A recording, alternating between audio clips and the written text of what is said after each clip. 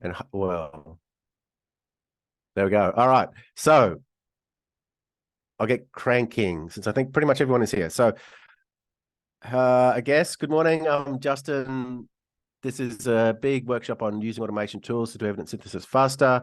Most of today is just me talking about the tools, but also live demoing. In a little while, I share screen, go through how to use the tools, when to use them, and what they're good for, and hopefully, well, maybe not what they're not good for, but we'll see how we go. So that's about it. So a bit of background about me. I work at the Institute for Evidence-Based Healthcare in Bond University on the Gold Coast. So I run the automation program here. So I've built most of these tools, or at least helped build them. I was a health librarian by background, where I used to do a lot of systematic reviews, but primarily just the search component of them. I've then moved on and I kind of do full reviews from the start to finish now. So that's about it for me. Let me think. Last thing and most important thing is I do these sessions a lot. I'll be doing them a lot more this year. I've got another 6 or 7 more to do. So I don't want to say get bored, but I get less bored, or I'm more interested and more engaged the more questions I get from everyone. So if you have a question, please ask it.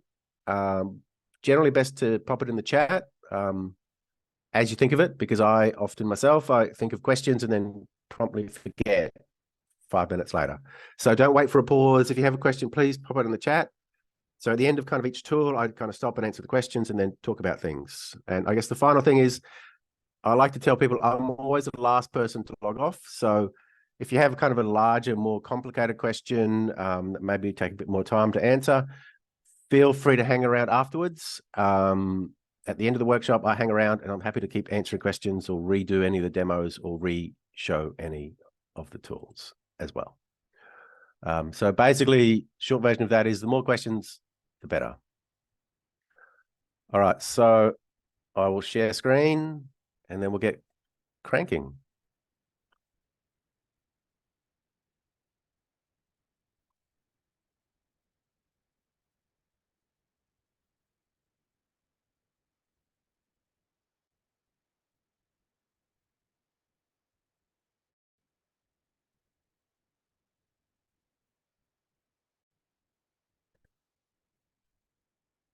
All right, well, I've already talked about what we're doing. We're doing this, looking at tools that will hopefully make everyone's life a lot easier.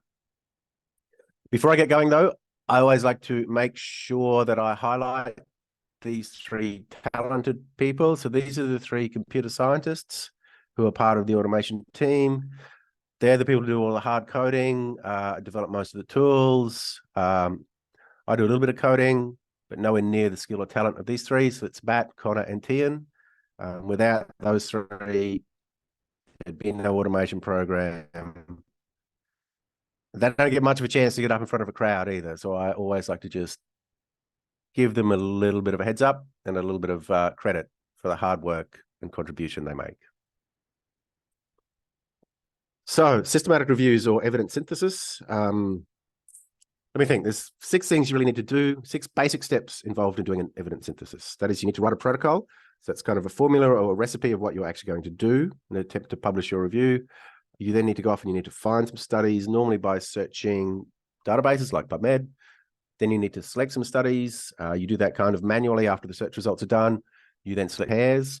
After you've kind of found all of the studies relevant to your review, you then need to extract the data from those reviews. You need to assess the quality of the study data. So that's normally risk of bias. But there are other ways to do it, of course. Then you need to synthesize that data. So normally by either doing a meta-analysis, if the study's, are heterogeneous enough to meta-analyze, or if not, you then just do a narrative review. So you just summarize them narratively. Then finally, you need to write your review. So 6 basic steps.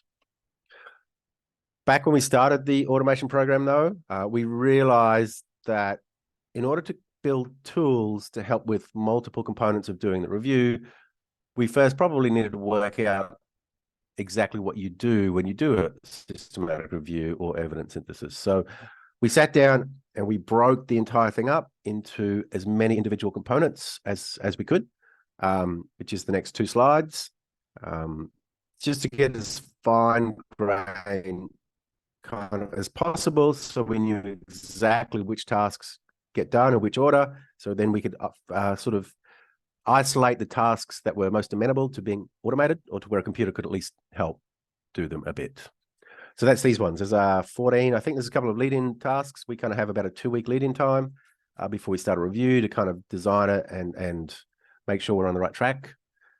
Then we do the review, write a protocol, do some searching, screen the results, extract the data, write, submit, and hopefully, fingers crossed, publish the review. So that's the 31 steps. That's it, really. I won't go through them all because, you know, you guys will get a recording of this session and you can have a look through at your leisure. But it's a very good idea, especially if you're newer to reviews, to have a look through them, just so you get a good feel of exactly what I guess you're getting yourself in for. But the whole point of us doing of that kind of fine-grained exercise of isolating each of the tasks down was to get to, I guess, this slide or this pack of tools, so we could kind of figure out which tools we're using for what. So here we have, so I'm just going to run through these very quickly, just as a bit of an overview or abstract, I guess, of the rest of the session. Then pretty much from here on in, it'll be me demoing each of these tools. So the first one is our methods wizard tool. So we use this to design the review and to write the method section. We start off, we use it to write the protocol of our method section, and then we use it, well, we use the same, I guess, output to then write the method section of our reviews. When we go off to do our search, we have 2 tools to help design a search. The first is the word frequency analyzer. So it's a neat tool just to help you get some really good words to start your search off, to get your search going. Then once you got a search you're happy with, we use a search refiner to refine that search, you know, so it doesn't find too many irrelevant studies. So it minimizes the amount of screening you need to do.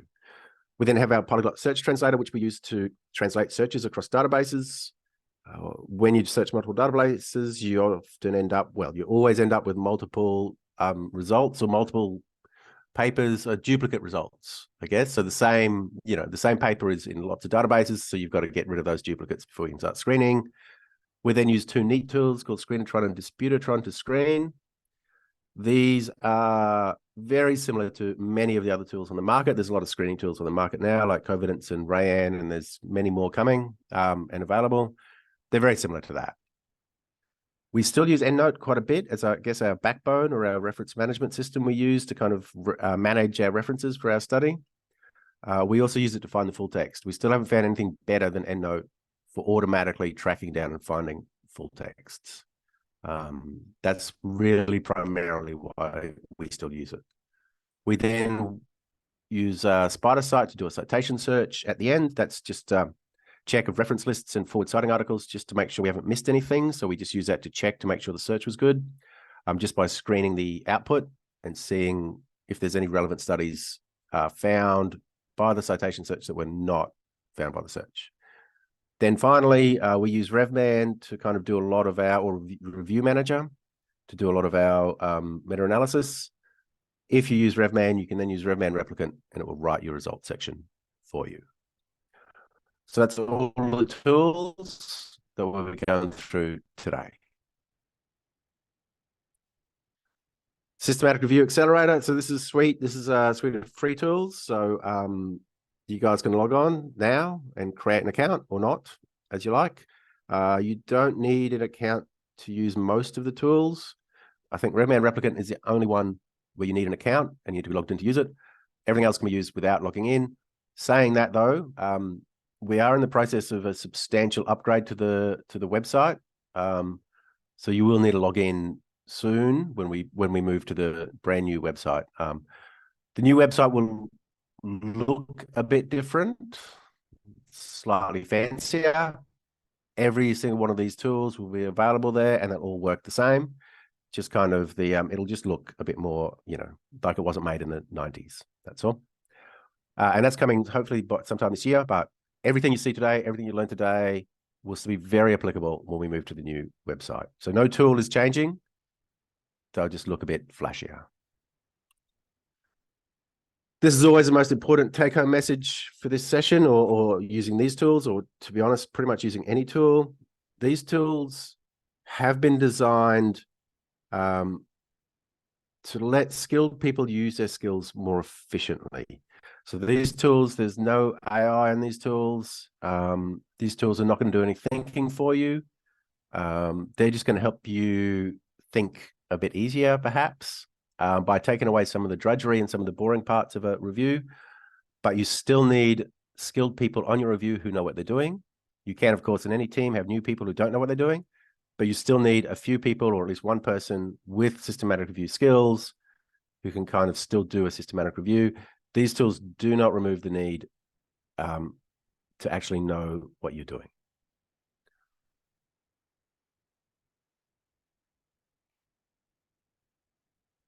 We've got pretty good help guides for everything. Help guides on the left-hand side. I'll talk about them in a couple of secs. And that's it.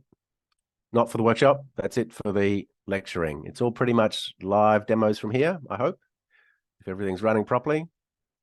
I did test it this morning, so hopefully it's still working. So this is the Systematic Review Accelerator website. I'm guessing most of you, well, actually probably all of you would have seen it by now, because if you hadn't seen it, I'm not sure how you would have logged on or, sorry, signed up for the workshops. So we do have another workshop next week where we look more at the writing tools and then searching tools and then screening tools over the next few weeks. If you don't like 8 a.m. in the morning, we do run exactly the same session tomorrow night. So at 7 p.m. my time tomorrow night, I rerun this exact same session. So log in. So there's all the tools have been,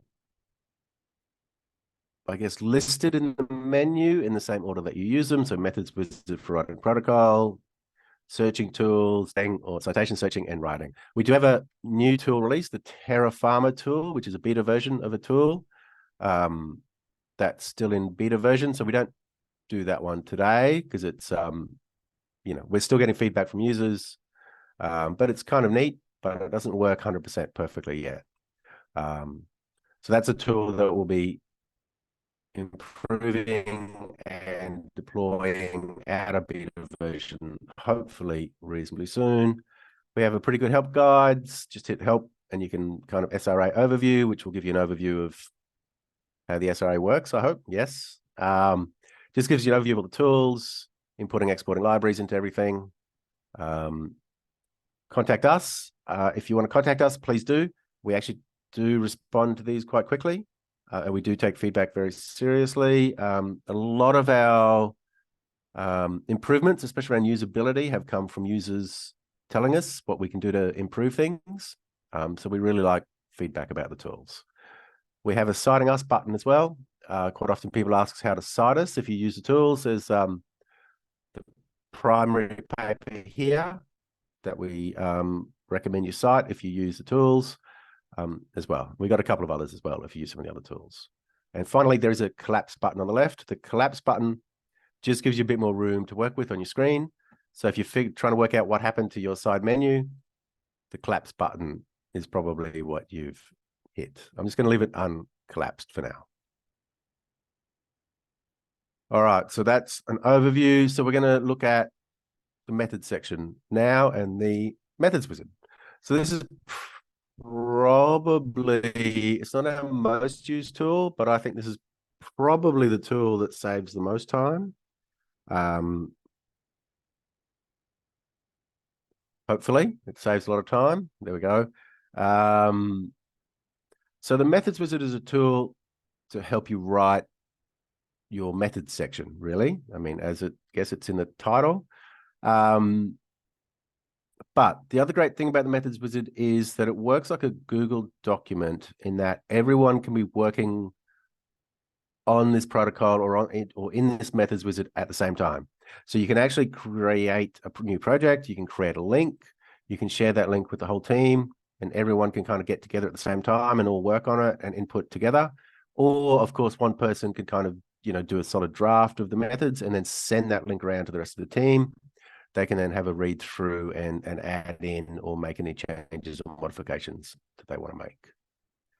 To get started, you just hit the Create New Project button, and that will create a new project. So I'm going to use blue light therapy to treat acne, just to get going. So there's just basically a bunch of, I guess, headings down here in the side menu, in the left-hand side. You just go through and you just fill out all the empty boxes. So, which is what I'll do. So you just get started, blue light, put in a title. I'm going to try to publish this next year. Go down, add in the people. So it's important to add people in, because if you don't add people in, you can't give them work to do. So I'm going to put in a few of my colleagues who are on the review with me. So every review, so this blue light review, we did use it, and it is published in PubMed somewhere. And we do look at it in more detail at some of the later sessions. So you just put everyone's name in. You can also put in some acknowledgement people if you like as well. So it's not just authors. If there are people you want to put in the acknowledgements, you can add them in as well. We do have what is called a research plan, which is a very neat overview of the review. And it's a really good way to help plan, plot, and kind of just sort of, I guess, manage the review process. Because it's got all the tasks in it, and it's got which tool you should use. You can make some notes, and it's also got which people are assigned to which task, which we'll see that in action in a second. So then finally, we have an introduction session. So this introduction section is blank. You have to copy and paste your own introduction, which you have to write yourself, into this introduction section. There's no help to write it. So we don't help write introductions because I'm not sure who could. It would be very complicated for every single review type out there. But we've just put this here because people found that it was a bit frustrating to have the introduction section somewhere in a Word document and then their methods section in the methods wizard. So we've just kind of put this introduction here so you can keep your introduction and your method section together, because quite often they're the two things that go into your protocol at the start. Then it's a matter of going through and filling in each of these boxes. Cody's asked a very good question. For those co-authors who have access, do you need to have their name in the document to be able to use the share link? No, you do not at all. All you need to do is you just need to share the link, which I should do now. So up here in the top right corner, you'll see there's a share button. If you hit that, this gives you this link here. And this link here is your way back to the methods wizard. So this link is how you come back. You can send email this link to someone. They can then log on at the same time as you and be working on it. Or as I said, you can just email it around to all your authors after you've kind of filled out the first version. So this link is how you come back to it. It's not stored or saved anywhere else. It's not stored under your profile or as part of your login, although that will happen in the future. But really, so you need to copy and paste this link somewhere so you can come back to it later, which I have one I'll show you in a little bit, which I have copied previously. So just hit the share button, copy and paste that link somewhere safe, and away you go. If you try to close the methods wizard without copying that link, well, it will also just give you a pop-up warning to say, make sure you copy this link. Oh, which I forgot to do.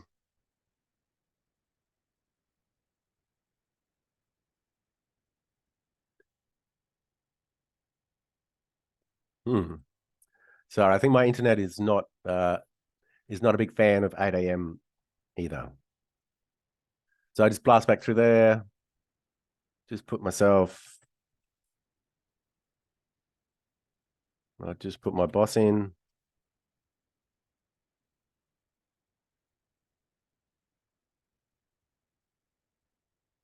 All right, so eligibility criteria. Then it's just a matter of filling out your criteria. So I'm just going to put in people with acne. I might add a line So you can include people or you can also exclude people. So we might exclude children. If you want, you can have examples in there as well. So 0 to 12. We'll exclude anyone from 0 to 12. Then you just move down to your intervention, blue light. And we might exclude any red light therapy that's happening. Comparator will just be usual care. Outcomes we're looking for, maybe a reduction in acne severity will be our primary outcome, and we might just add a secondary outcome of reduction in antibiotic use. What setting? Generally, this will be in general practices or family practices. We might then also add outpatients as well. Although I think it's unlikely you'd be going outpatients for acne, and we'll exclude anyone who is an inpatient. And we'll add, we're just looking for randomized trials for this study type. There is down here an output section. If you click that, it actually shows you what the methods wizard starts to look like. So as you're writing, it will start to, well, as you fill in the boxes, it will start to actually write it for you. So you can actually see what it looks like as you're going. So you can get a good understanding of, you know, when you type something in here, what it's going to look like in the final output.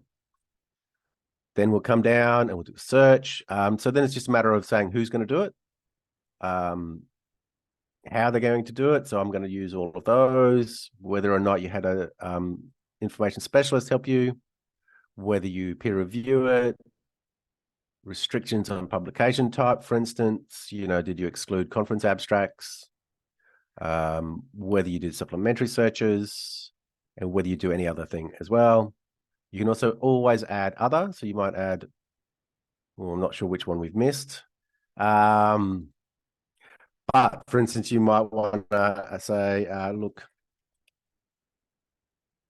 in my private collection, if you're a big acne specialist. And you can always add everything. At any point, you can just add in your own as well. You don't always have to use our presets. You can always add in anything you like. Search strings, where you're going to search. I'll just throw a couple in. What date you ran your search, whether or not you restricted it back maybe the last 10 years. You can copy and paste your search strings in here. Any trial registries, so we often search those two. Once again, when you ran the search. Study screening, which authors screened it. So myself and Paul, for instance, will screen it, and we've got 2 authors screening. Mark will grab full texts. Myself and Paul will again screen full texts. So this is where you can start giving people jobs to do, which is always the fun bit. Then we're going to resolve disagreements by referring to a 3rd author. And here, I always recommend clicking yes, whether you follow PRISMA guidelines, because we always do, and you probably always should. Data extraction. So I won't keep going with this for too much longer, but data extraction is just the final one. It's very good to kind of demo or show. So I always recommend people pre-specify. So when it says, do you wish to specify what data will be extracted? I always recommend saying yes. And then here you'll see optional details. We've already pre-identified most of the data that people, or well, a lot of the data that people extract when they do a review. There's often, of course, more that you've got to add in, but like we've got all the common basic ones. So we have study authors, year, study design, follow-up setting, always very common to extract all of that, number of participants, comorbidities, interventions. Here we might say frequency of intervention, but I might also add in make of I don't know, light bulb for the type of, and then maybe even wavelength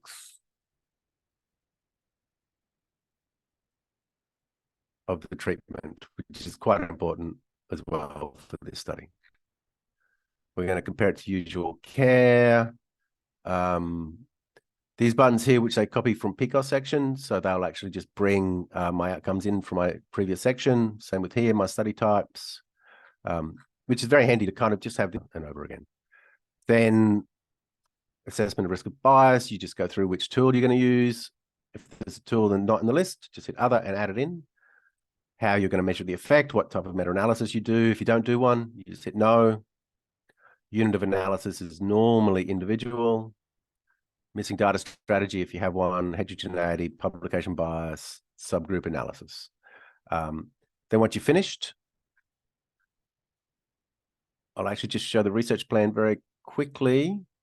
So if we go down to the research plan, you'll see it's actually starting to pre-populate the research plan with the names of all the people assigned to each task, which can be handy. You can just add a note. We might want to say here that plan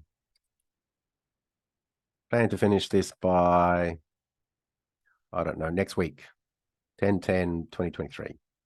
So it's just a neat way of kind of keeping track of everything that's going on.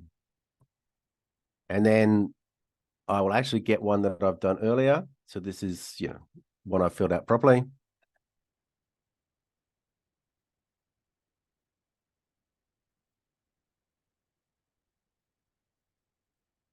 So you'll see it's got a proper title, lots more authors, of course. The introduction section's filled out. All our eligibility criteria, it's much better. So it's basically just what I've pre-filled. All our search strings are in there. So when you're ready, you can come down to the method section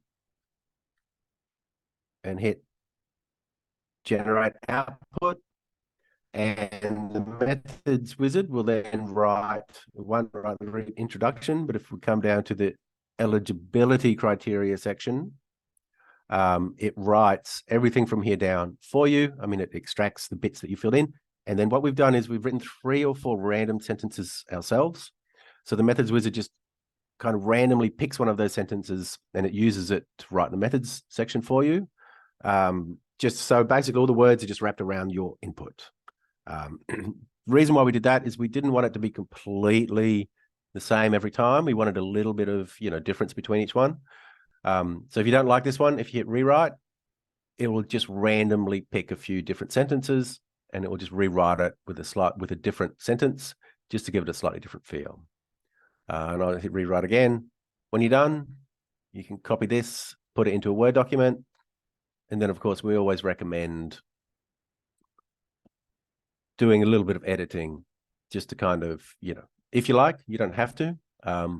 We tend to not edit the methods wizard very much. We find it works pretty well, but there's always a couple of little things that might be missing. So you might see that the word blank appears, for instance. So that's something you have to manually check yourself. But for the most part, most of it's pretty much ready to go.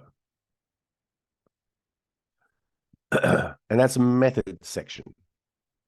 And the methods wizard, I think I might have a Word document somewhere. Yep.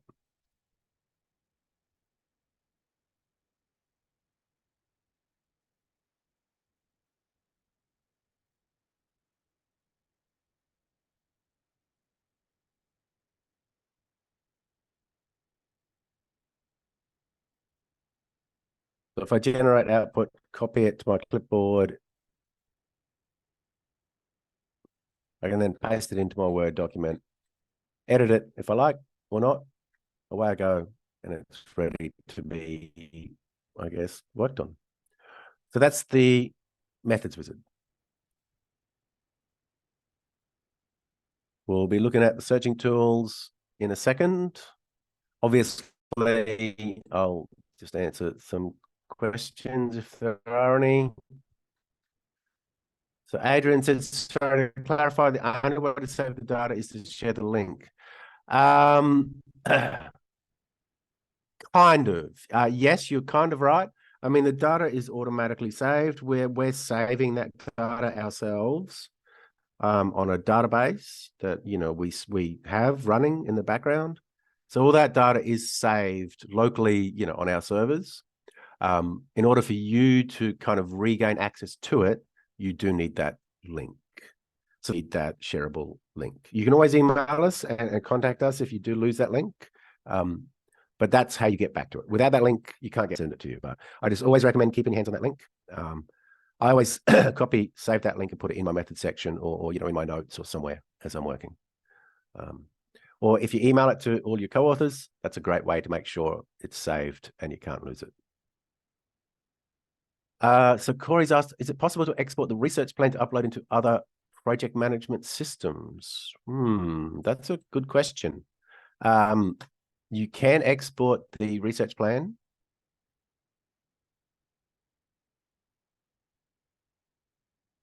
As an XML document. Or XLS, sorry, as an Excel spreadsheet, sorry.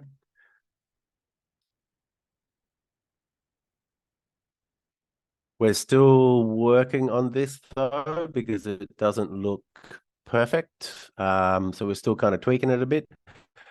But you can actually export the whole thing as an Excel document. I'm not sure if that can be uploaded into anything else. So this has got all the people and all the notes in it. We are kind of tweaking that a bit to make it a bit better. But yes, at the moment you can export it and download it as a Excel spreadsheet. I don't know if that can be loaded into other project management systems, but you can definitely download the research plan. Adrian's asked, does the author order appear exactly as you enter it? Yes, it does. And unfortunately, you can't modify that author order automatically. Something we're looking at is also just sort of being able to reorder this however you like. But at the moment, if you want to reorder the authors, you need to kind of delete people and re-add them in a different order. But it shouldn't matter too much, because I would just recommend that you just kind of manually change it when you go to publish, as opposed to stuffing around with this order here. Corey's asked, have you had any issues with journal plagiarism checkers? We have not, never. It's a great question. It's a question we always get asked, and we get asked pretty much all the time. So we've used this a lot, and we've used this for about 2 years now to write all our reviews, and we've never had anyone come back and have any issues with plagiarism with methods, because basically you're right. There are only so many ways to write a method section. And we actually think method sections should all look pretty much the same spot. So no, we've never had any plagiarism issues. We've never had any user contact us. I mean, we've had 3,000 users of the Methods Wizard last year, for instance.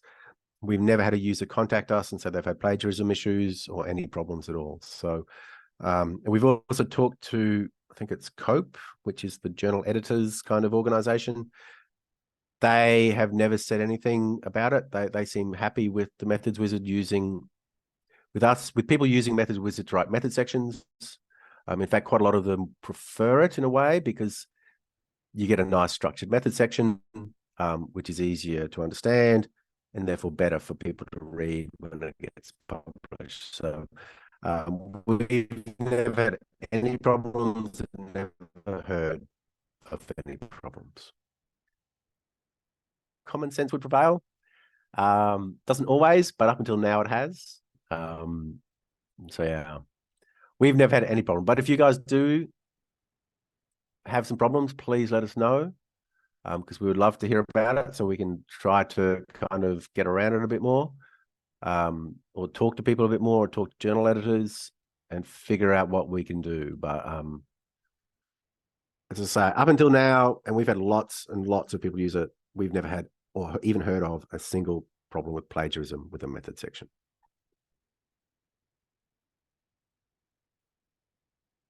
All right, that's it for methods. All right, it doesn't look like there's any more questions, so I'll move on to searching now. So when searching, just give me a sec, I'll just get to the...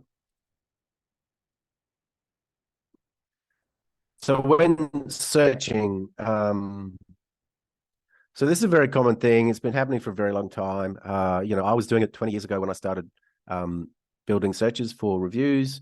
What you do is, you find a couple of articles that are relevant to your topic or on your topic, or at least, most of, very close to your topic. You have a look through those articles, the titles and abstracts and mesh terms, and you just kind of figure out what words are used in those articles by authors when they publish them. And then you kind of use those words to start to structure a search. So I used to do that manually just by reading it and then maybe, highlighting or underlining words that looked like they commonly appeared, which was a bit of a nuisance. So all the word frequency analyzer does, which is the next tool we'll look at, it just does that for you automatically. So all you do is you get a set of pre-identified studies that you've found, put them into an EndNote library or Zotaro or Mendeley.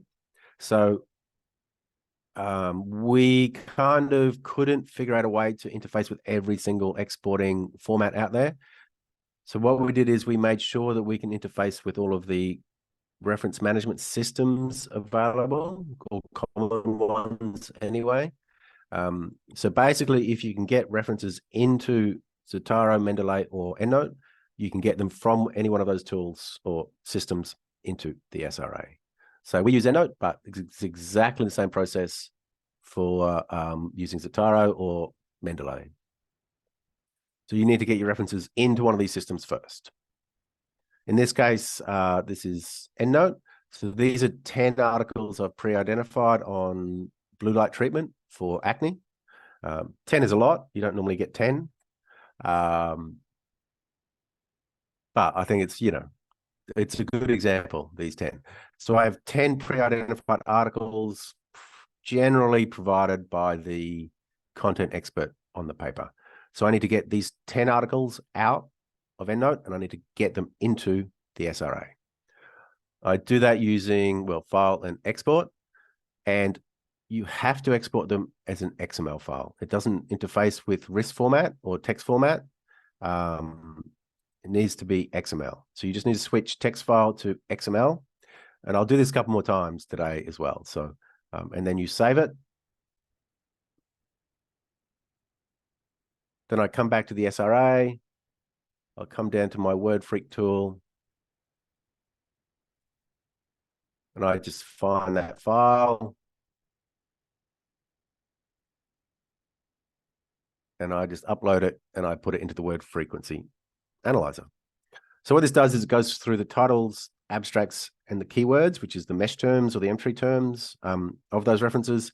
And it just figures out what words are in them and it counts those words, which is all it does. So for instance, the word acne appears in 10. So the unique column is how many of the articles that I uploaded does this word appear in. So the unique column is 10. So that means 10 of the articles I uploaded have the word acne in them. So obviously, unsurprisingly, quite an important word to put into the search. Acne also appears in the title 10 times in those articles. It appears in the abstract 48 times and the keywords 12 times. So that's the mesh terms fields in EndNote.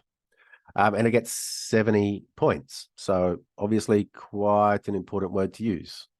If I go down to treatment, so treatment appears in 10 as well. But here is this idea of not just using everything. So you still need to have a bit of understanding of searching and how to search, because generally it's very rare to put the word treatment into a search strategy that you put into a database. But something like blue light you would put in again, although patients appears lots of times. Again, it's not really a word you would put into your search. Also, the top 5 or 6 tend to be pretty obvious. Blue light to treat acne search, you would normally use acne and blue light. But as you scroll down, you kind of start to see some of the other words that maybe you wouldn't have thought of. So LED, for instance, and phototherapy, well, it's a good word. So then it's just a matter of pulling them out and starting to put them together in a search, which we do a lot more of this in 2 weeks' time. But basically, you put in acne, then you might grab blue light,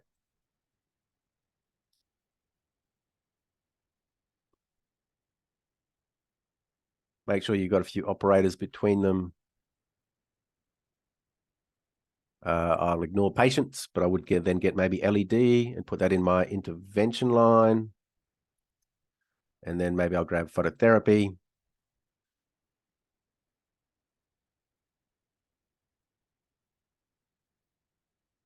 Put that in there as well. And that's just kind of pulling out some words and starting to group them together, similar terms together, just to kind of get your search nicely structured. And then you just scroll down until you've kind of got to the end or you've had enough.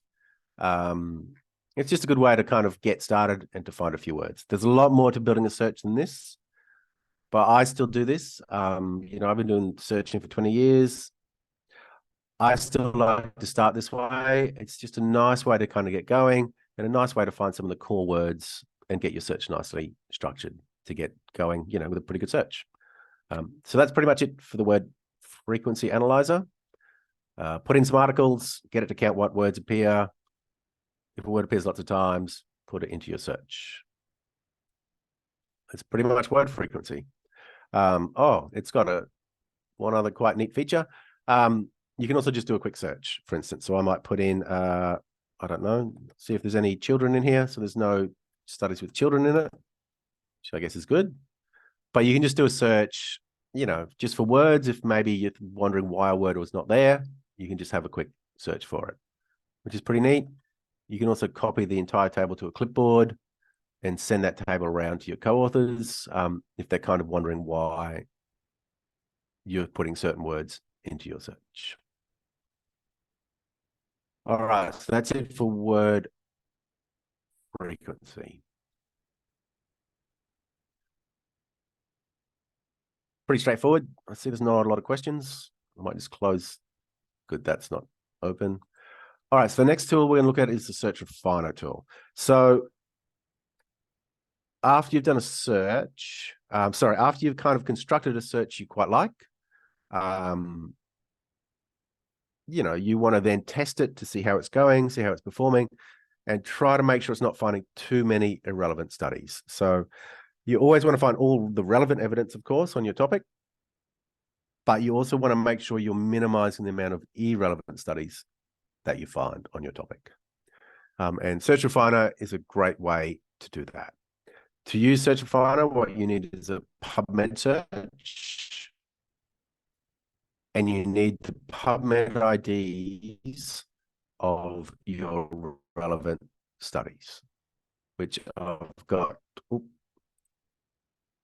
here. So these are the 10 PubMed IDs. If you're wondering, the PubMed ID is under the accession number field in EndNote. I'm not sure in Zotero or Mendeley where it would be, but you can also get the PubMed ID straight from the PubMed record as well. Search Refiner only works with PubMed searches, unfortunately, because we need to be able to access these. You need a subscription to access them, which is quite a common question I get asked. So what you do is you get PubMed IDs. So I'm going to get these. There's 10 of them. And I'm going to paste them here into the seed PubMed IDs line. So one per line. So like a nice column like this. Then I'm going to get my PubMed search. So this is, again, blue light for acne PubMed search. As you can see, it's a much nicer looking, you know, it's a pretty much complete search. Put it in there and then hit visualize. This then goes off to PubMed, and this runs a search now live in PubMed via the API, the PubMed API. So it does a search, and what it does is it does the whole search, like it tells me how the whole search is performing, but it also tells me how each individual component of that search is performing. So I can kind of go in and see which words, which parts of the search are not performing well, so I can take them out. Best way to kind of judge that is there's a big box here in the right corner. This box is telling you how your search is going. So at the moment, the top number, 12,475 total citations retrieved, means this search is finding 12,000, just over 12,000 citations in PubMed, which is a lot. So the idea is to try to lower that number. 10 relevant citations to find. So the middle number, that's how many PubMed IDs did I upload for the search, this search to try to find. That's these 10 PubMed IDs, these 10 here. 10 relevant citations found is how many of the relevant citations that I uploaded does this search find at the moment? And it finds all 10, which is good. All right, so this search is kind of working pretty well, finding all the evidence I need, but it's finding way too many irrelevant studies. So then it's a matter of just zooming in on each component. So I'll just zoom in, and I might pick Whiteheads to start off with. So down here, Whiteheads, it's also got a very neat kind of graphical physics interface, which is very nice to play with, which is part of the reason I like it as well. But I'm going to zoom in here on Whiteheads. So this is just a word, Whiteheads, searching the title and abstract fields in PubMed. The number outside the brackets, so the 39 here, that is how many articles does this word find in PubMed. So it finds, Whiteheads finds 39 studies in PubMed. 0, so the number inside the brackets, is how many of these relevant citations does this word find. So this word finds none of my relevant studies. So it's probably a good word to maybe take out. I'm also going to look quickly at Blackheads. So you can see Blackheads is the same, 39 studies, 0 relevant. And then Pimples, 136 studies in PubMed. Again, 0 relevant studies. So what you do is you just go, okay, well, these look like they're not very useful words to have in my search. So I'm just going to delete them and hit visualize again and see what happens.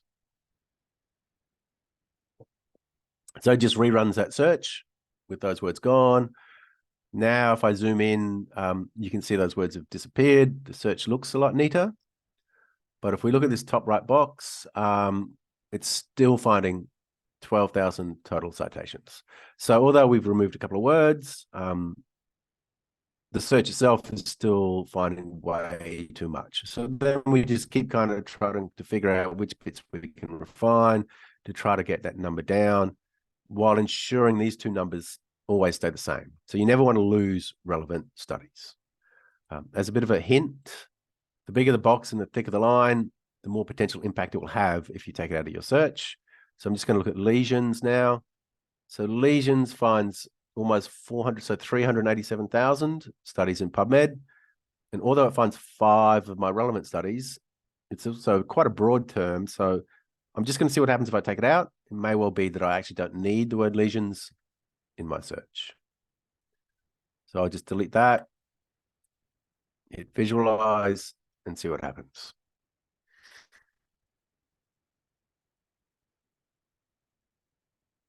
Cool. All right, so then we're going to have a look up here in the top box. So we can see we've gone now from 12,000 citations found by a search to just almost 2,500. So we've lost about 10,000 citations by taking out lesions.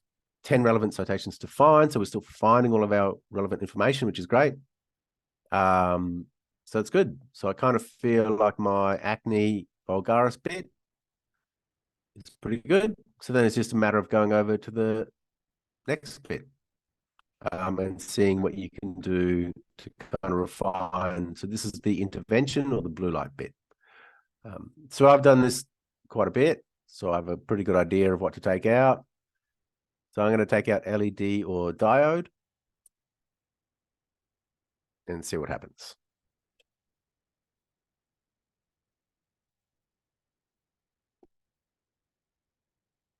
All right.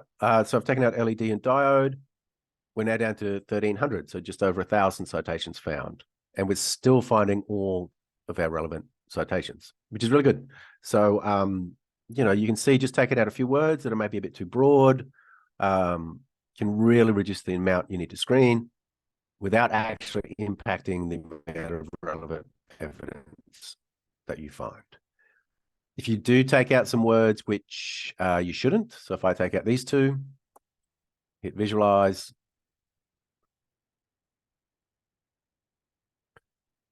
so now, although we've dropped down to 800 citations, we're only finding 7 relevant citations now out of the 10. So obviously we have to put those words back in. That's pretty easy. Just make sure you click in the box and then just hit Control-Z, which will put those words back. And then visualize again and figure out if there are other words you kind of want to refine or take out. I think I can actually do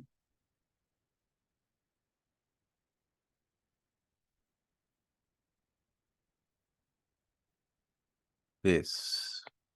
It's been a while since I've really refined this one, but I think you can actually refine it quite a bit. We'll see what happens. Yeah. So now we're down to just 400 total citations retrieved to screen, still finding all our relevant evidence. So that's really good. So I'd probably leave it at that, although that might be a bit too refined. So I might put a couple of words back in. But, you know, now we've gone from about over 12,000 to about 400. All our relevant evidence is still being found and identified. So that's the Search Refiner. It's really neat. I still use it all the time. It's a great tool. The other great thing is, of course, it's got this great visual interface, which really shows you how searching works. And just before I answer questions and then move on, this is also a great collaboration between us and the University of Queensland. Harry Skells, very talented PhD student, developed this tool as part of his PhD, and then we kind of worked together to upgrade the interface a bit and to add it into the SRA. So we were very lucky that, you know, we met Harry and he worked with us, you know, let us use his tool, really. So very worthwhile and excellent collaboration. And I always like to try to make sure Harry gets the credit that he richly deserves. So that is searching and refining. Chloe's asked, are the relevant citations the PMID articles you have included? Yes, they are the PubMed articles that I kind of copied and pasted into the search box. And they are studies we included in our final review. Yes. Of course, you don't know the studies included in your final review when you start. So normally, you know, these relevant citations, you wouldn't have 10, you might get 5. And they're normally provided generally by the content expert or the clinical expert on your review. Oh, Claire's asked, the tricky question, which is a good question. So I would say, so this is how many relevant citations should we aim for? As many as you can, which I know is a terrible answer. But I guess I always like to say that the more I have, the more confident I am using the tool, and the more I'm happy taking words out and trusting the output of the tool. The fewer I have, the kind of, you know, less trusting I am, and the more I kind of use my own judgment to leave words in when necessary. So if I've only got 3 studies, for instance, I probably would be very cautious about refining too much and taking out too many words. If I've got 10 studies like I had now, I'm pretty confident, you know, that they're probably a good cross-section of all the studies. So I'm pretty confident using the tool. 20 studies is great. You know, I mean, it's rare you get that many, but if you've got 20 studies, I'm very confident. I'm not using any judgment and just trusting the tool and just using the tool. So I guess the fewer you have, the more you still have to stick with your own professional judgment. The more you have, the more you can use the tool to refine it, and the less judgment you need to bring. Corey's asked, would you recommend including the refiner output visualization as part of the supplementary material? That's a great question. I have never thought about that before, but it's actually an excellent idea. I might actually, put that in the supplementary material in future, actually. I think it's a great idea, in fact, to put in maybe the first one. So, you know, figure, I don't know, S1 or A1 is the unrefined search, so the very starting search, and then figure 2, you know, is the refined search that you ended up with after using the tool. I actually think it's a great idea. Yeah. It's the first time anyone's ever even made that point.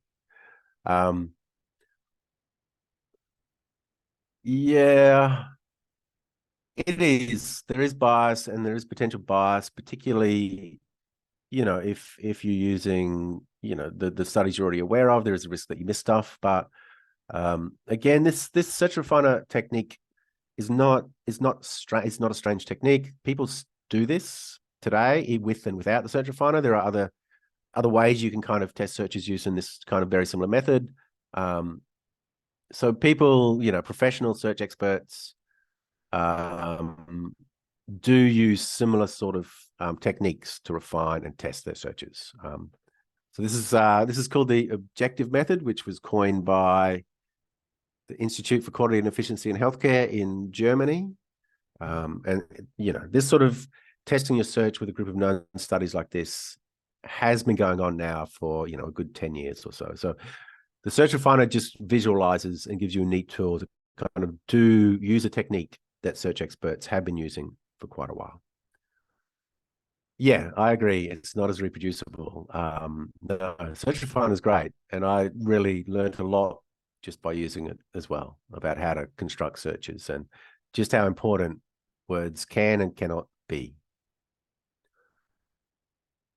All right, so 9:01. So it's 9:01 a.m. We've got about half an hour to go. If you're wondering, most of the rest of the tools don't take as much explaining. So we're still tracking okay time-wise. We should still finish around 9:30 a.m.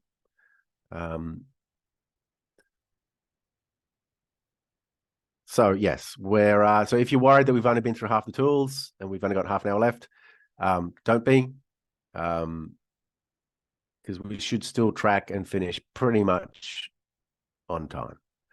So I'm gonna do. Oh, look at the last question. Oh, yes. 10:30 for.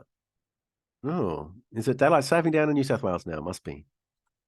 Or Victoria, perhaps, wherever you're. Sorry, Corey, I'm guessing you're from down south in Australia somewhere. Yeah. Yeah, we don't change here. Apparently, the cows don't like it in Queensland. So, if you're not from Australia and you're wondering what we're talking about, daylight savings has changed. So, we don't use daylight saving in Queensland, but they do in other states in Australia.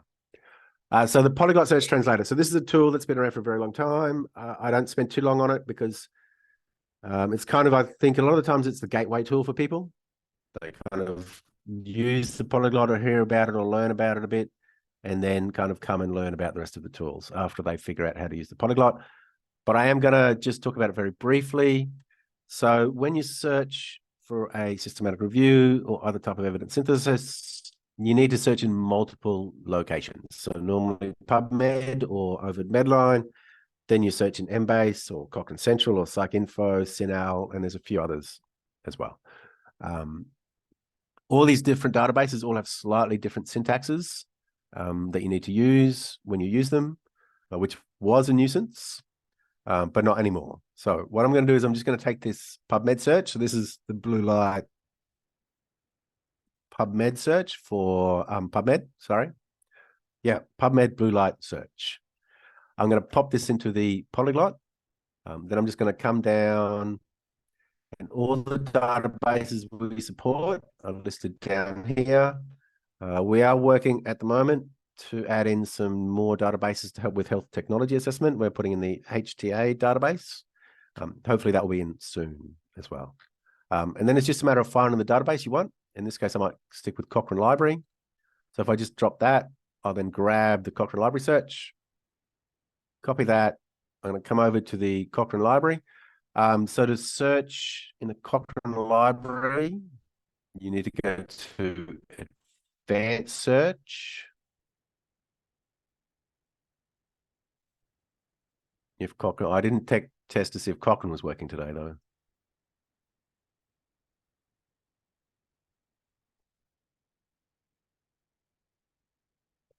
Then you need to go over to the Search Manager here. And then you just paste it in and hit continue. And this is now my Cochrane search is now done. You can do the same thing for all the other databases as well, if you like. So Embase, hang on, I just might go to Embase and I'll just grab the Embase version as well.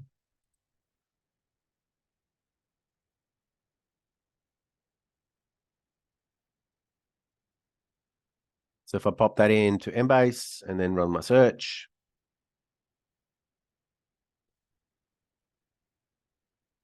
it'll also then just do the Embase search as well. So the one thing the Polyglot does not do is it does not translate mesh terms for you. So it doesn't change your mesh term to an M-tree term. You still need to do that yourself manually.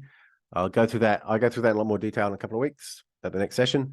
But that is the one thing. So you do still need to, you don't need to do it in Embase, of course, because it does it automatically. But for CINAHL, for instance, you might need to change acne vulgaris to whatever the CINAHL subject heading is. If you don't know what I'm talking about and you don't know what a mesh term or M-tree term is, you can pop into your local library. I'm sure they can help you out. Or you can come back in 2 weeks. And I do talk a bit more about Polyglot and translating searches and building searches as well. If you have an OVID search, so this is an OVID search. This is a nicely structured line by line search. It will also work. So if I copy that and I'll just paste that in instead. If I untick replace line references, so if you like to keep that numbered structure of an OVID search for the rest of your databases, you can do that just by unticking replace line references. And then you can see that it keeps the nice formatting for you and all these numbers are correct and the way the numbers are formatted. If you don't want to do that and you just want to replace it and run a big single line search, which is what I like, if you just tick replace line references, it will actually just translate the whole thing and convert it to a single line search for you. Can sometimes be hard to know which is the very last bit you need. So in this case, we actually only want this line here, which is 8 and 19. So this is the actual search we want to run. So I always just put an enter between the second and last line. Now, easily identifiable which bit I need to put into the database. So if I copy that, pop that in there, this will be my OVID search run as well. And I think lastly, I've got a really big one. We're not too sure what the limit is, by the way. But you can translate very big searches, I think. Over 100 lines, I think, is currently doable. And it should still run, hopefully, pretty well. This one always makes me a tiny bit nervous because it's, but, so you can run really big translations through the Polyglot and it can cope with it. No problem. All right. Ooh, 908. All right. So that's the Polyglot. I'm going to move on to deduplicating now. Oh, Canada. Oh, that's great. Oh, geez, Emmanuel, 1:02 a.m. That's really keen. Whew. Hopefully it's worth staying awake. But I'm glad you're there at 1:02. I've done some international meetings at 1 a.m.s and 12 midnight and midnights. Whew. When I was a bit younger, mind you. So deduplication. So when you go through and you search multiple databases, you end up with multiple records of the same study. I'll just go into my deduplicated demo. So I'll just close the other one. All right, so I'm going to go in here with duplicates. So this is a cellulitis, not that it matters, but so this is once again, a real search, real study we did. I'll just delete these ones.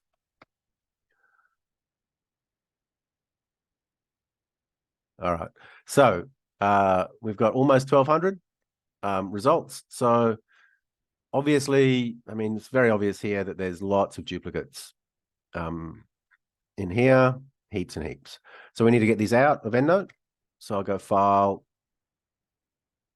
Export, and I'm going to pop these into my downloads. Then I'm going to put these into the deduplicator. So I'll come back to the SRA. I'll come over to the deduplicator. I'll just close that.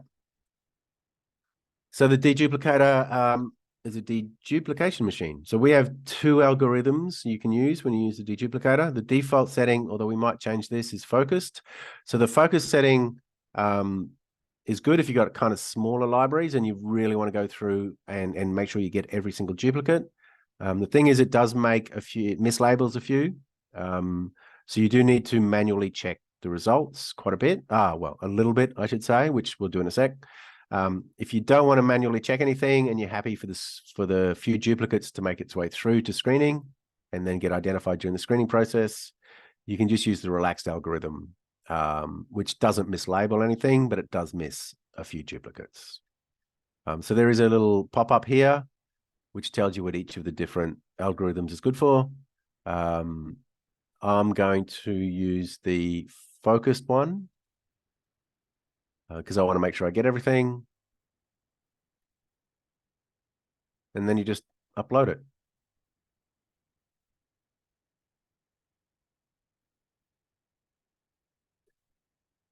So what the deduplicator does is it goes through and I guess, what does it do? It gives each kind of duplicate a ranking or a score as to its likelihood of being a duplicate. And it assigns them to one of these 4 groups. So we have extremely likely duplicates group. This is where the deduplicator is really confident that it's a duplicate. And we kind of have, I don't know, guides on how long we think you should spend checking the results. So super quick check is really super quick. In fact, I don't even check the extremely likely duplicates anymore, but when you first start using the tool, it can be a good idea. So to check it, you just hit the drop down menu and you can go down, you can see all the duplicates.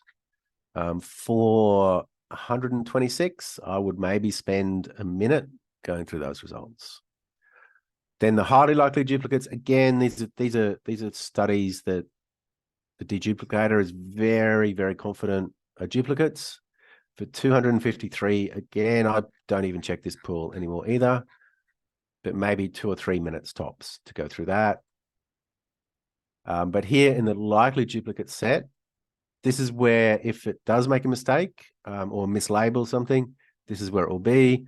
So probably for 356 studies, you probably want to spend about 10 minutes maybe going through, just checking to make sure it hasn't mislabeled anything. If you don't want to do this, of course, you can just use the relax method and let the screeners pick it up. So I'm just going to scroll down. Oh, no, that one's fine. So here we go. So this is a good example. So there's 6 studies here. The top 3 are duplicates of each other. So this is the conference proceeding of this paper. And then the bottom 3 are duplicates of each other as well, but these are the publications. So they're 2 different duplicate sets. So in order to resolve this, I just hit this split group button down here. And then I just say these 3 duplicates of each other and get OK. That will now split that group up. So now the duplicates here of the conference proceeding are separated from the duplicates of the publication. So when you have a multi-group set like that, you just hit split group. Then I come down. I think there's one more. So here, this is the same paper, but presented by the look of it at 2 different conferences. So this is not a duplicate, technically. So you just hit the not dupe button and you're done. And then you just go down the list, trying to kind of find duplicates or mislabels. I think that's, nope. I don't actually think there's too many more. If you don't like the headings that we've got, I think which are, well, whatever they are, you can actually change them, display columns, you can actually put in, I'm never really sure what to put in, date perhaps. In there, and then it will actually add the date column to the top here as well. So if you don't like the headings that we provided, the default ones, you can change them and modify them however you like. And that's pretty much it for the deduplicator. When you're done, you just go File and Export. You can then export the deduplicator references. You can also remove the duplicates that were taken out if you want to keep track of all the duplicates that have been removed as well. We tend to just stick with getting the duplicates out. So that's pretty much it. Upload it, go through, check it. If you don't like something or something's not a duplicate, hit not duplicate. When you're done, export it. Although I did forget one little thing though. So you can actually tell the deduplicator to keep a different study. So maybe if you want to keep this one instead, you can just go keep, and instead of keeping this top one, it'll keep that one for you. It's quite a bit of effort to go through and tell it which one to keep each time, but you can, if you want to go through and keep this one, it's as simple as just hitting the keep button on the next one. So I'll just export that again, and I'll just pop them back into EndNote.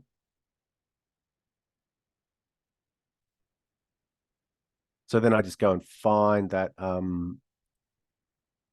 XML file I exported, make sure import option is set to EndNote generated XML, and then hit import. And now these are my 744 studies with all of the duplicates removed. And I might just pop these into trash so I don't have to clean it up next time. So that's really the deduplicator. Doesn't look like any questions, which is good. So I'm going to quickly move through the screening tools because the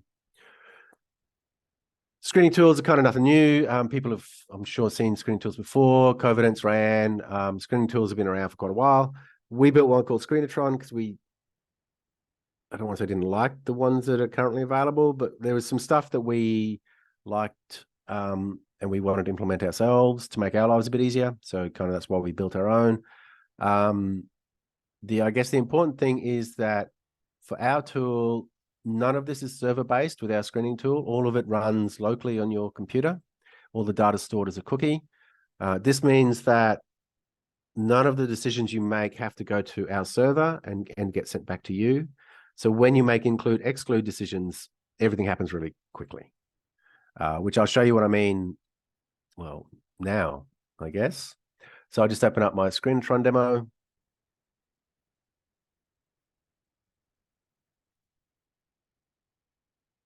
I think these are, so these are blue light studies again. So again, export as an XML file.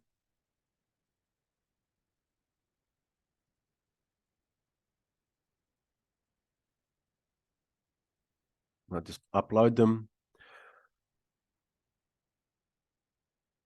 So the way Screenatron works is generally we use hotkeys to do everything. So when you make an include or exclude decision, there's a hotkey. So you just press a key on your keyboard and it will just assign it to one of these groups.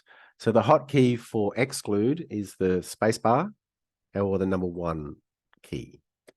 So if I just press spacebar, it excludes something.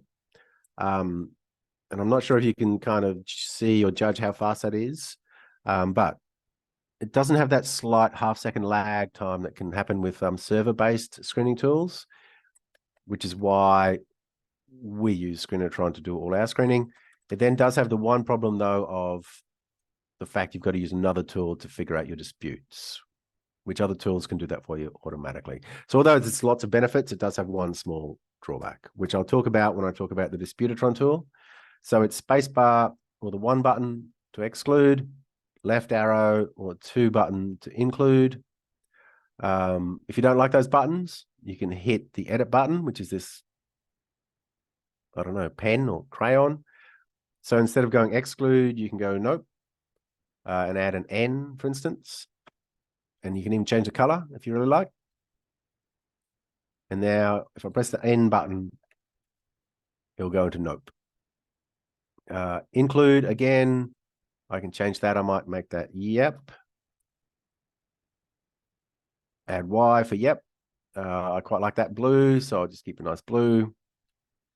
Now, if I press the N button, I know you guys can't see me pressing, if I press the Y button, sorry. I know you guys can't see me. You'll have to trust me that I'm pressing the Y button there. It will go into the yep group. quite often when you do a review, you will find that there are groups that, there are studies that maybe are exclude. So they're studies that you don't want to include in your actual review, but maybe you want to refer to them in the discussion section or the introduction. So you can create a new group just by hitting new group. I'll just delete that one. And then you can add this. So I might say this is good for my discussion section. And then the D for discussion. I'll just make a nice lilac or purple. So now if I press the D for discussion, it'll go in there. So you can make as many groups as you like, although we recommend keeping it to a minimum where possible. It's got a lovely progress bar as well. You can use include keywords. So if I put in blue and acne, where blue and acne appear, it'll be a lovely highlighting with green. I can also maybe put in exclude, so red and maybe cohort. And add that as well. So therefore, any time it says red, red will then be highlighted red in this case. You can also change the colors of those. So you can make that really red if you want. And that's a kind of include, exclude keywords. You can search, so it's quite handy to search. So I might search for blue light. Then all the words with kind of blue light in it will be highlighted. There's 46 of them, and they get highlighted nice yellow. You can also change where it searches. So maybe you just want to search in the title for the word blue light. There's 19 of those. And then you can just kind of see these ones because most of these are highly likely includes. So it's kind of a good way to kind of get the relevant studies nice and early. And when you've finished searching, just hit clear. Ooh, because we're kind of running out of time, I'll just do this very quickly. And this hopefully will work. We also have voice activated screening as well. So if I hit start listening, this doesn't always work. It depends on the quality of your mic. So you know, we'll see how I go. So now if I go nope, it'll put it into the nope group. So nope.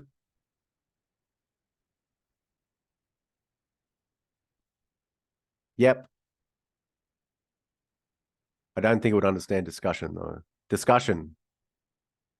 Oh no, it did. Oh, it's gotten good. It's learned how to really pick up my voice. And when you finish, just hit stop listening. That's actually quite an upgrade. It's working quite well. We've implemented a couple of upgrades to it, so it actually was working pretty well. But make sure you press stop listening because that's Google listening in. So that's the Google voice command thing that we're using to do that. And that's Screenatron. So that runs as an individual instance. Danielle's asked a great question. Does that group still get coded as no for our Prisma numbers? Yes, you are right. You would add the exclude number to the discussion number, and that would be your exclude or your no number, excluded number for your Prisma flowchart. All right, I'm going to speed up because I would like to finish. Oof. All right, so I'm going to blast through. I'm not going to answer any questions till 9:30 because I just want to finish the last 3 demos, which is Disputatron. So the one flaw of using Screenatron is that you then need to compare each other manually, and you do that in the Disputatron tool. So I'm going to open this up. So this is once again, this was a real review. So these are decisions made by Jane. So what I'm going to do is I'm just going to export Jane's include decisions. You can also export from Screenatron as well, but I'm just going to export these as an XML, and these are Jane's decisions. I'll close that. And then I've got John's decisions.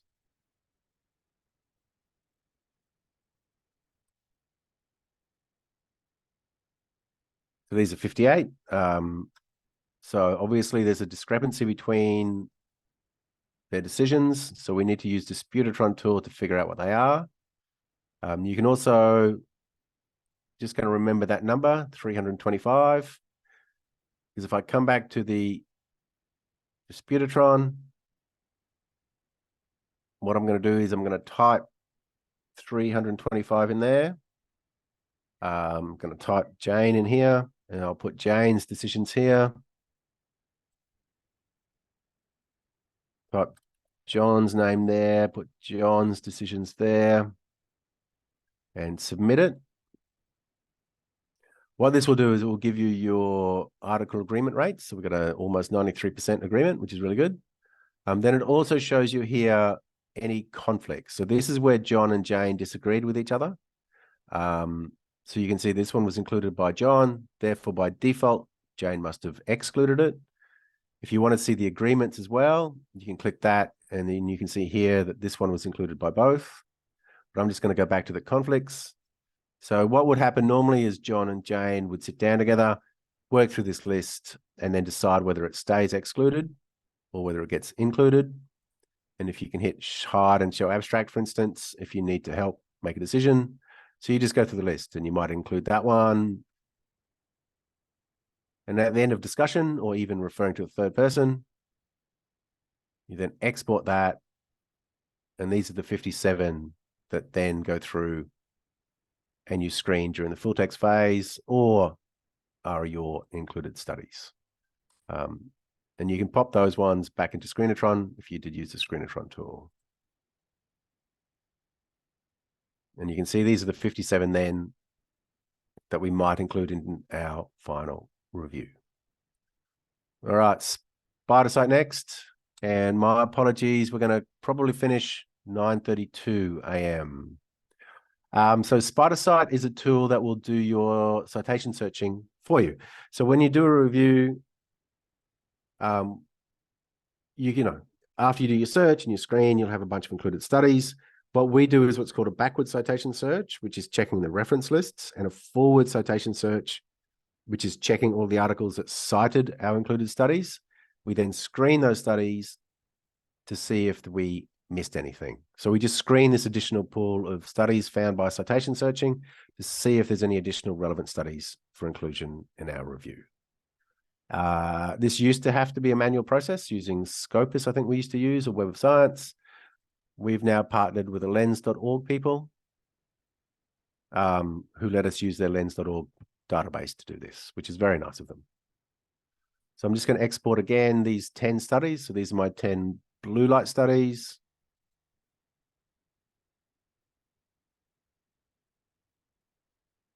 And then you just pop that XML in here. So this will load them up. What it will do is it will load them and it will check against the lens.org database. And it tells me here that 9 of them were found. 1 of them was not found. So this one I might still need to do myself manually. And this is my output. So this references cited by input articles of 184. This is the reference lists of all those 9 articles that it found.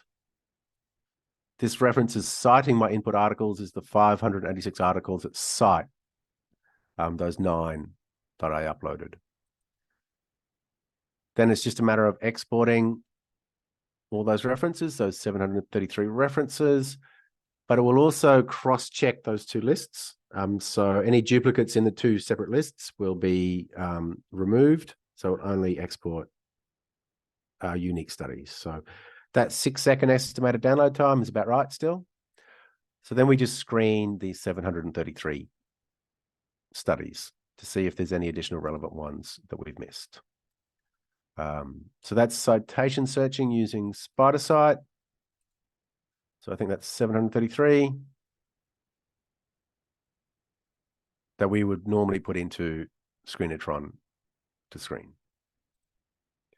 And lastly, I'm just going to log in, is the RevMan replicant tool.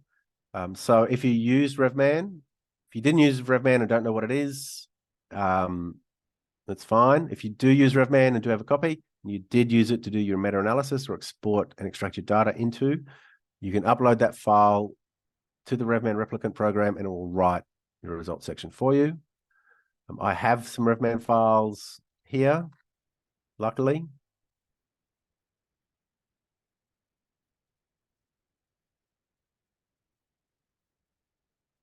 and I might just use non-antibiotic treatments for sore throat.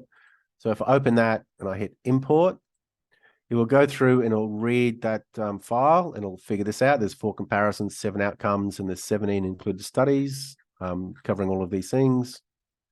Then if I hit generate content, it will then write this result section for me. So it knows there's 4 outcomes.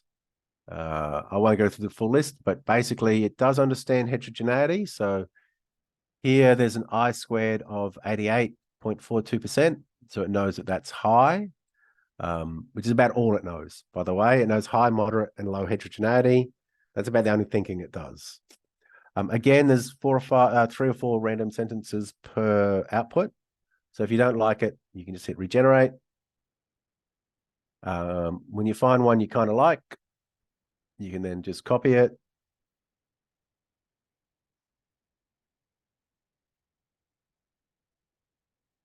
And paste into a Word document, and there's still a few things you might want to tweak it a bit. But it does pull out all the numbers, and we found it's very handy primarily because of 2 reasons. One is it is so much easier to kind of edit words that are already in a document rather than just write straight into a blank document. Second thing is it pulls the numbers out for us, so we don't have to worry about transcription errors, because copying and pasting numbers into a Word document is fraught with peril. So it does that automatically. So our transcript, we don't have to stuff around or spend a lot of time checking to make sure we've made no transcription errors. So we still use this a lot. We don't think it's written as well as the Methods Wizard, so we edit it a bit more than we do our Methods Wizard protocols. But we still use it, and we still find it really useful to do our reviews with.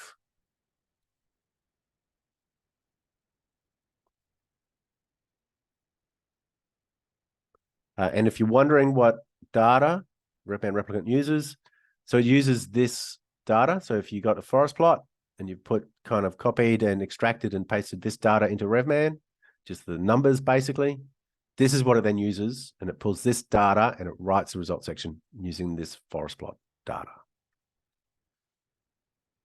And that's it. Sorry, 9:32, not too bad. That's the workshop. So almost bang on time. So I'm going to stop sharing and I'm going to stop recording.